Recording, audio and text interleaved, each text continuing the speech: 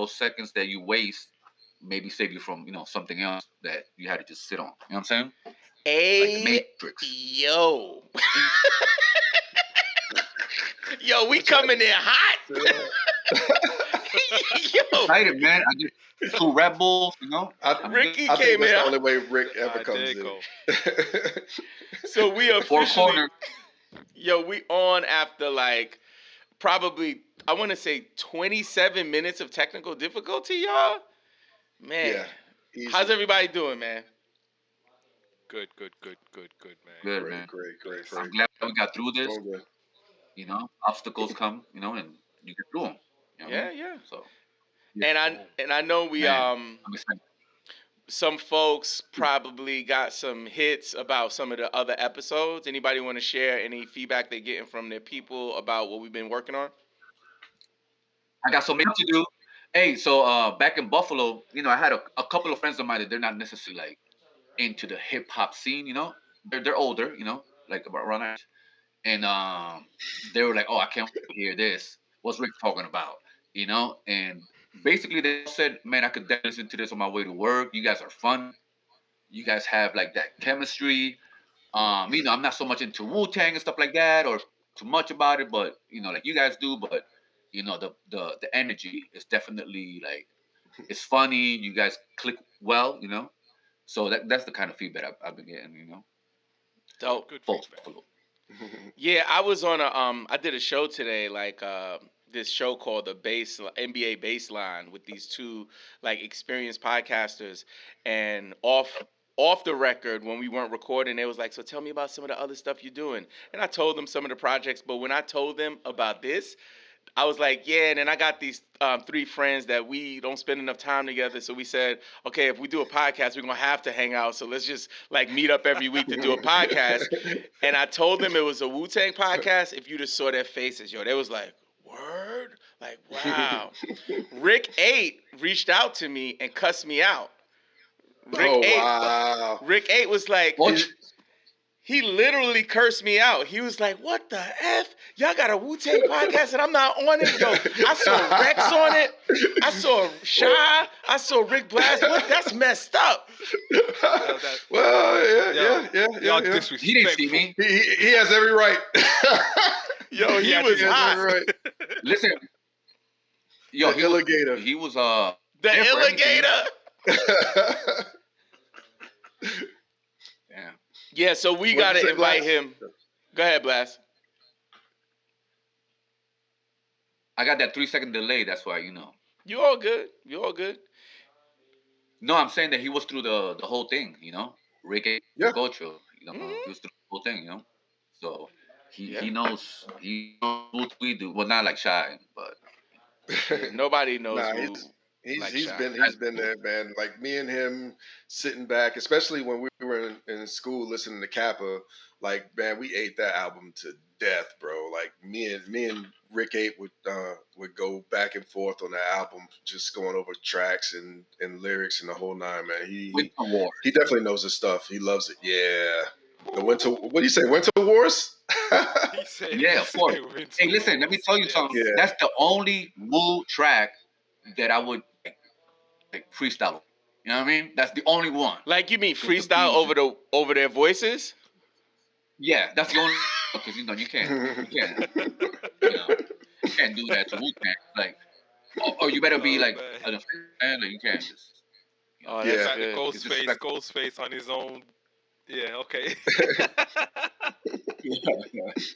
What was the other thing? Oh, yeah. So, Ricky, do you remember we were talking about when we were in Orlando that Pharoah Monch did a concert at the Palladium? Because you said, like, first of all, speaking of Pharoah Monch, what was up with you texting us this morning about Pharoah Monch? Like, that's so random. Like, why? Okay. It is. So one thing that I learned from my dad, saying he was like, listen, we're too similar. Like, when you think of something, don't rethink it and be like, oh, is that a good idea for me to bring up? Nah, if you feel it, just say it. So it just came to my mind, and I was like, oh, yeah, for the guys. Because, we all like Pharoah Monch. Dun, dun, dun, dun. Sit down. You know what I'm saying? So, sit down. This guy said, "Sit down." Nobody gets up anymore, bro. So I remember that from Sound Bombing too, because the way he came was like that Mos Def song when he was like, something sounds has a hammer and let it fall. What's that one that have the bar? You know, like Mhm. he didn't start in the beginning. It was like, and that always, and so it was that I had shot him. You know, Yeah. So it's good that you Yeah. mentioned it because it made us think about the concert that we went to, Palladium. I'm pretty sure Rex wasn't there, but you probably heard of this story. So we pull up, we Rex go to, Dist of 6. yeah, he might have been like with Shakira. I'm gonna stop. I gotta come up with some new material because that's like my go-to. But he's like showing Yeah, off man. he's showing off his Grammy plaque. Move your head to the side so we can see your Grammy plaque, Rex. Move over a little bit. Grammy plaques in the back. So there we go. But Pharoah Monch Salute, brother. That's he what's up. comes to Orlando to perform at Palladium, and at the time, "Get the F Up" was like one of the biggest like songs in the underground, or even maybe in music. People were just really into that song. Yeah, And he it pulled was. up, and Shy made me remember, yo. He pulled up, he did that joint, and we waited. We wanted to see a Bruh, show. he was late too. He Yeah, was late. There was he was opening late. acts, and he rocked, and he did that Yeah. song. What happened after that, Shy? All right. The way I remember it is he did that. It killed, and I remember him doing one more track and leaving. And everybody's like, "What the hell? That's Yeah. it." Oh, I remember now. Yes. So, Yes. like that's it. so here's the question for Right. you, He Rick. did that. He did that one. He did that one, and he did I think he did Queens. Here's my question for you, Ricky. The way I remember it is, I remember him doing that song, and then the second song Uh, was that song again. So he's saying he did The it twice, remix? and I that was think he it. did it. I don't think he did Queens because I don't even know if we knew that like that at that point. I think he ran that joint back. Yeah, there's no way Man. he may have read it back, but I know there was one And you know other what? song. That's what I remember. One other song, Even and if then he he was did out. that, even if he did that, because he was freshly like that was Ruckus Records, like one of their top artists, him, Most Def, whole movement of Ruckus Records was Talib. coming out, and we was on top of it. I remember you got the Yeah. Black on Both Sides, Most Def, and I was like, man, I wish I thought of that song that he played, came up with it. My Umi Yeah. said he played all the instruments on that. Yeah. Yeah, One we more shot him on thing that. before we Definitely on talk that. Wu, I wanted to ask you guys: did you have a chance to hear about the stuff with Kendrick getting the Super Bowl Yeah. Yeah. invitation to perform at the Super Bowl, and then kind of some controversy surrounding Lil Wayne feeling like he got played, and then Jay-Z was the puppet master behind it. I know, Rex, you in the industry like that. You did Wyclef tell you anything? Oh, like Nah, man, you, we ain't speak on that. But my thoughts is just basically like He deserves it. Kendrick's got a monster song right now, man. It's like, you know what I mean? It's one of That's the it. biggest hip He hop got a songs monster ever. song. Yeah, Ever. you know.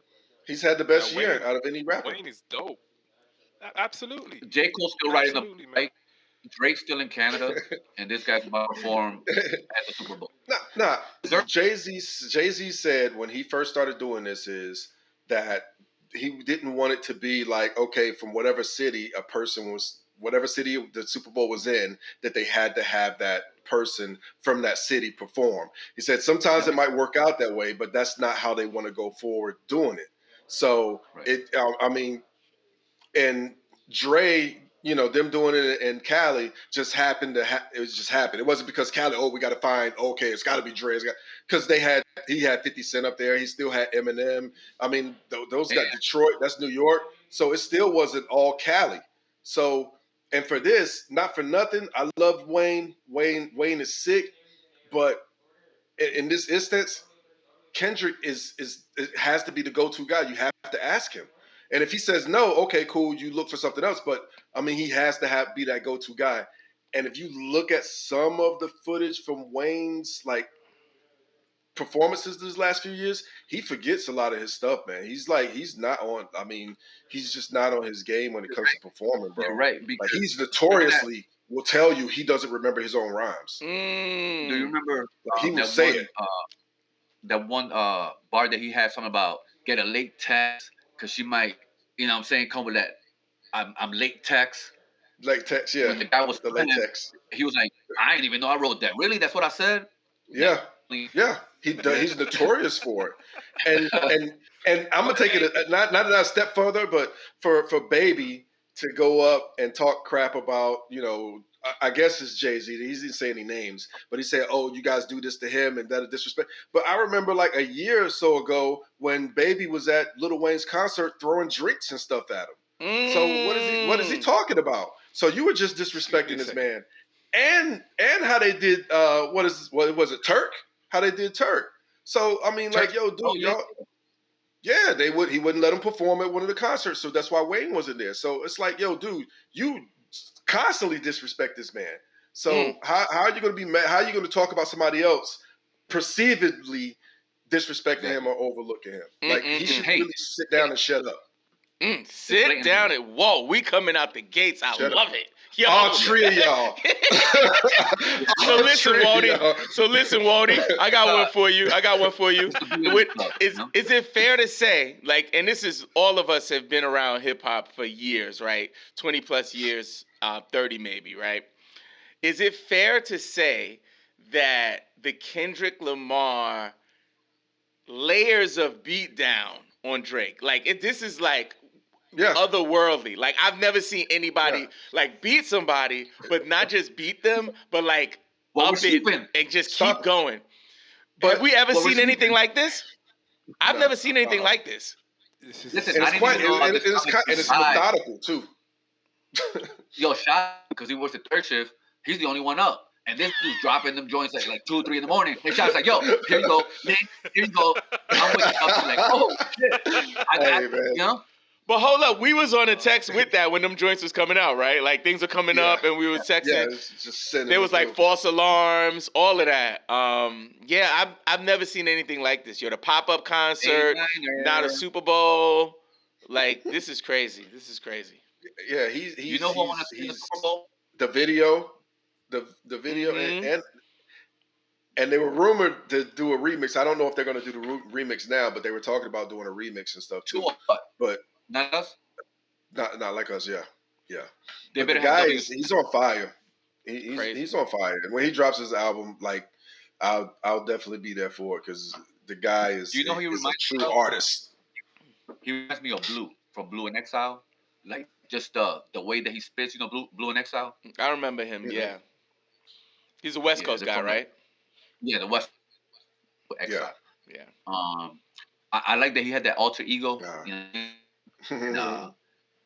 That's his voice, man. Like it's he's the man right now. Yeah. Can I jump back on something y'all just talked about a little while ago? Mm-hmm. How Webb put us on to Black on Both Sides, Most Def. Oh yeah. I hated that album when it first came out. Really? I thought that it was like R&B and he was singing too much, and I was like, why he's singing so much? Like I was anti. I was really anti. And then like a year later, he was singing a lot. He was. I was like, yo, bro, this is an R&B album. I was like, I hated it. And I swear, like a year later, I sat down and ate it, and I was like, this shit is phenomenal. Yeah, I don't know what changed. I don't know what happened. Bro, and I felt the same way about Lauryn Hill, her album, The Miseducation of Lauryn Hill. Yo, the same thing. I bought that album 3 times. Now I was high on that album. Bro, but after when I got it, times I bought that album, but that album I still listen to it. A classic. That's why when people say that she's not in the top 10 hip hop albums, that album isn't, I'm like, they're crazy. They're psycho. Well, Apple Music made it the #1 album in history. Yeah, that's right. People were mad. People were mad. I'm like, bro, like, you can't be mad at that. I'm sorry. You know who was mad? The album's perfect. Latifah. UNITY. Queen Latifah was heated. Queen Latifah was? Really? No. Why? Stop. Queen Latifah ain't got nothing to compare to Miseducation. You gotta have to show me receipts. I don't believe that. No, well, you better believe this. So she didn't give credit to anybody that helped her. She took the credit, and they were kind of mad at her. A little bit. Didn't give credit to who?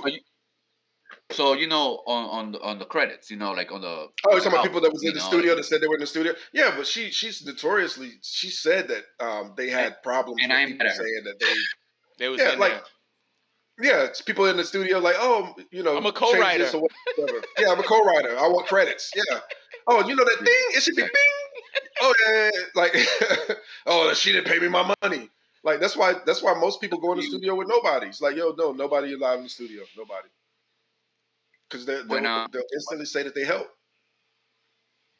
she And wasn't better than Yeah. there was that stigma like she was the better lyricist than Praz and Wyclef. And I'm like, now that I'm older, I'm like, bro, they all had their own little thing that made the Fugees. You know yeah what I'm saying? Like, Mm. That's right, man. yeah That's like a they Wyclef stigma, were had all in that their man. own crazy, pocket. like, whoa, and then she came out and just punched you in the face, and then Praz was like, yeah, you got that money. You know what I'm saying? Like they just, you know, and Lord, listen, Lord Finesse, right? I'm What you sorry, say about Lord Rick. Finesse? Rick's on his bike, man. Yo, He's on his Rick is bike. on one tonight. Diamond D, right? That album, the score. Yeah, Yeah. That's funny to me. Listen, for fellas, I sure. want to Yeah, be mindful of time, yo. So I know we could continue to talk general hip hop, but we have to talk about tonight's topic, which is best Wu member. I'll start by saying that this is something that can change. Some people have. I know Ricky. I know who Ricky's favorite Wu member is, and I'm sure he's gonna share that. But like, this can change for me. At least it's fluid. Like I've like, when I first started with Wu, I knew who my favorite member was, and that's kind of evolved. So tonight we're gonna talk a little bit about that. Maybe share some of the reasons and tracks and albums on why. And anybody can start. So if somebody's compelled to well, jump it off. hold up. You just rephrased it. You said our favorite Wu member. So is that what we're doing? We're doing best. We wrote best in our notes, so let's do best. Yeah. And you Okay. Okay. can have your definition of what Okay. best is. So let's not do Okay. favorite. My All right. apologies, and thank you for Okay. clarifying, sir. Thank you. Thank you. My. No problem. No problem. No problem. So God. who wants to lead Peace. us off? Who wants to inspect All the right. deck this conversation? Who's All bombing right. atomically? So Chin check. mine is the RZA, and I'm gonna tell you why it's the RZA. Because, and it wasn't always the RZA, by the way, but the reason why it's the RZA is because the relatability between production and rhymes, the catalog is impeccable. Mm. And it's almost unfair for me to say RZA, to be honest with you, because a lot of the Nah, other it's not. members don't really do production or structure stuff the way that he does. But just Mhm, because of the way that I'm living right now, what I'm doing for a living, and mhm. I really appreciate the RZA, and so for that reason, I'm putting him as my number one. Okay. That's. Excuse me. Yeah. Anybody have any input? That's how Yeah, I Well, wouldn't powerful be I was. mad at that. I'm not mad at that at all. the Nah, Abbott, not at all. the Abbott, um, Yeah, Grave I Diggers. like. Oh. Bobby Digital. Yeah. You say Bobby Digital. Yeah. All right. Yo, So remember go ahead, Rick. so just to touch on that, remember when we went to the concert, the Bobby Digital, and he brought the West Coast Woo, and we saw. I can't hear you guys. We can hear you. We're good. Oh, okay. He did that one song where he's like, he dressed the mic up, he put a dress on the mic, and he was like the mic stand. That one song that he had. What? I don't remember this. I didn't go. He I I started was remember not hearing at this. that concert. I was not at that concert. I was definitely there because Islord forgot his lyrics. Yes, and that's why Islord forgot his lyrics. the West, the affiliates that he just like put together, they were there performing. Killer Army was there I too, want except for Killer Army. except for Killer Sin. Killer Sin was locked up. Okay, Killer Sin was okay. locked up at the time.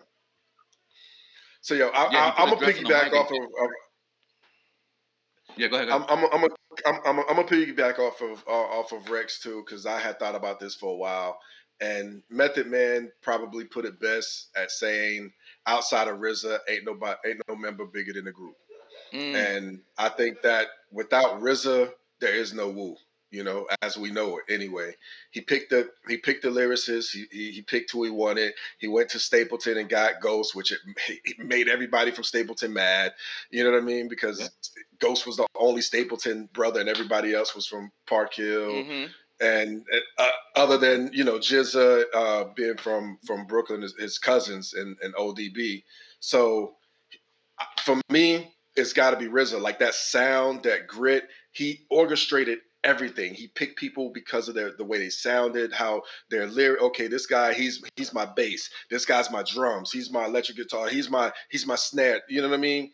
And like his mindset of not just how the people he put together, but the business sense of, okay, we're going into this, we're a group, but we all gonna get solo deals, and we're all gonna have solo albums, and then we go come back like Voltron again and smash the world again, and we go keep doing it in rotations. And without him, none of this would have happened. None of it. That's a good point. That's a really good point. I can't disagree with that. Ricky, you want to jump in with yours? You about to change yours now. Ricky about to talk about skateboarding. We're like, yo, at my wedding, you remember that week? Yo, he left.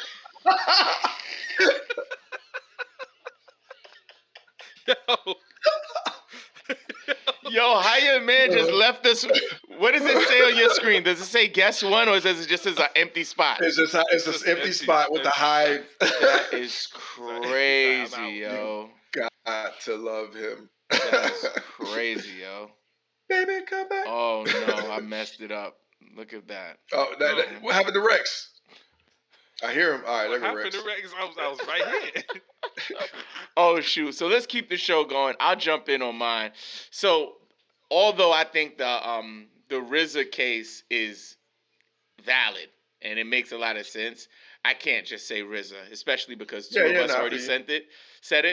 But I would say it makes a lot of sense, and I think like the back end of a group or operation is something that is not often, you know, acknowledged. You know what I'm saying? People are not like, oh yeah, like if it wasn't for RZA, none of this would happen. No, people are like, oh, what song was hot? You know what I'm saying? So for me, really, it has to be Method Man, not just because of the songs, but also in the origin of the Wu, at least with the public facing perception of the group, that like he was the guy.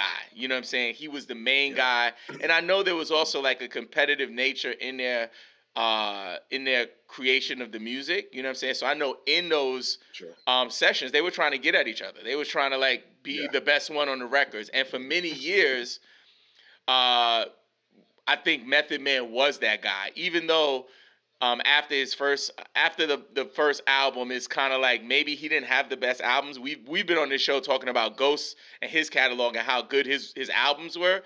Maybe Meth didn't have the best records. That's Ricky calling in. Maybe he didn't have the best records, but I think that his impact, especially at the beginning, and even now, him creating relevance around the Wu with he's doing his fitness thing now, which is getting a lot of buzz. He also is like doing some like cigar wrap product he's selling, and then he's also on TV every day doing acting. So that's my reasons, is that he's so active that he's keeping Wu relevant in a way, but also what he did at the beginning with being like the face of the group, you know, would be the reason that I would say he's the best. Yeah. Okay. You can't. Like, I definitely can't. I would never disagree with that. Like, Meth was the guy. That was my what was it? What do they call it? The entry drug. Mm-hmm. Yeah, the gateway. The gateway. The gateway drug. The gateway drug. That was my gateway drug. The meth. You was on that meth. That meth. I was on that meth, bro. I was checking for a vein, like, yo, son, you got some of that Wu-Tang?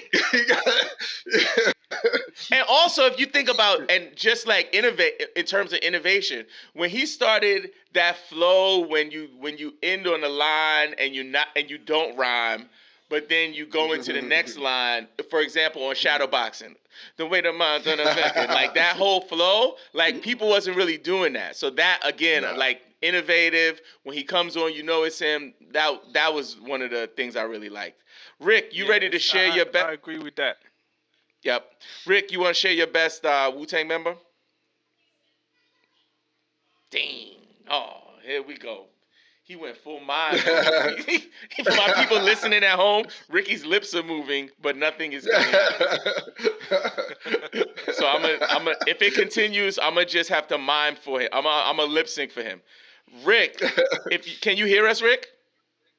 Rick, can hear us? Okay, we can't hear you. Yes. So why don't you do this? Yo, in '89, son. Yeah, yo. So why don't you just say what you want to say, and I'm gonna fill in the words for you. Okay? Go for it. Hey, it's me, Rick. Can you hear me?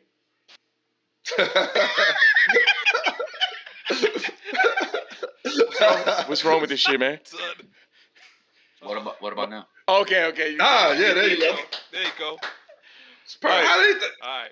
Tell us the best Wu member for Out you. of nowhere. Again, let me reiterate. Scientist, the oldest guy in the Wu-Tang, clique, So basically, the Jizza, man, I'm gonna tell you why. So, um,